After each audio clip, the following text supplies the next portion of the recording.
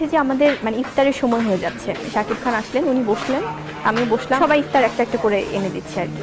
চিত্রনায়িকা শবনম বুবলির বাবা শাকিব খানের বাবা মাকে তার বাসায় ইফতার করার জন্য দাওয়াত করেছেন। শাকিব আসবে, শাকিবের জন্য নানান রকমের রান্না করা হয়েছে। বুবলি শাকিব খানের জন্য নানান রকমের আইটেম রান্না করেছেন নিজ হাতেই। কিন্তু ইফতারের কিছুক্ষণ আগে আবরাম খান জয় ফোন দিয়েছিল তার বাবাকে। পাপা তুমি কোথায়? মাম্মাম তো এখনো শুটিং থেকে বাড়ি ফেরেনি, আমি বাসায় একা রয়েছি।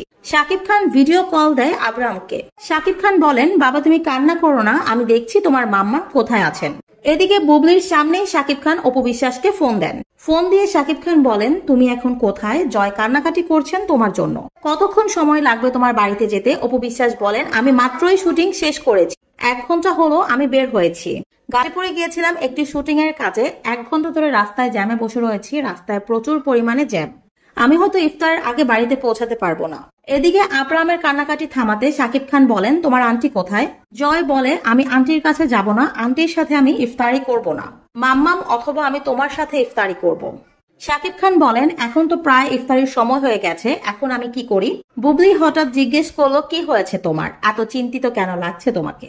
শাকিব খান বলেন, তোমরা তো এখানে ইফতারের আয়োজন করেছো, ওদিকে আবরাম একা।